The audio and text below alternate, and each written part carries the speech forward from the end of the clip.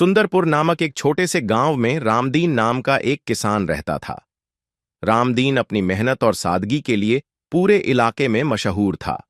उसका मानना था कि धरती माँ कभी अपने बच्चों को भूखा नहीं रखती, बस हमें पसीना बहाना आना चाहिए।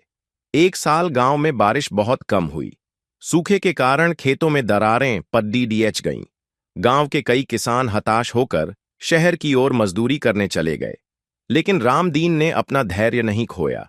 उसने सोचा, अगर आसमान से पानी नहीं बरसा तो मैं पाताल से पानी लाऊंगा। रामदीन ने अपने खेत के बीचों बीच कुआं खोदना शुरू किया।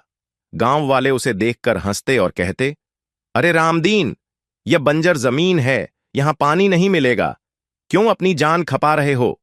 पर रामदीन ने किसी की नहीं सुनी। वह सुबह से शाम तक कुदाल चलाता रहा। उसके हाथों में छाले पड्डीएच गए, शरीर थक कर चूर हो गया, लेकिन उसकी उम्मीद नहीं टूटी।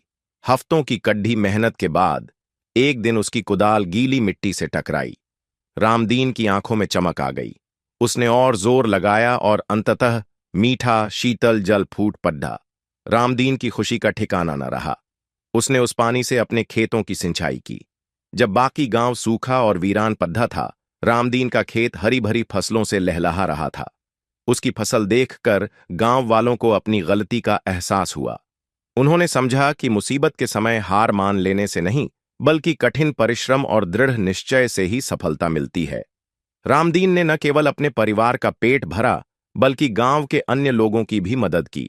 उसकी यह कहानी आज भी गांव में सबको प्रेरणा देती है कि परिश्रम ही सफलता की कुंजी है।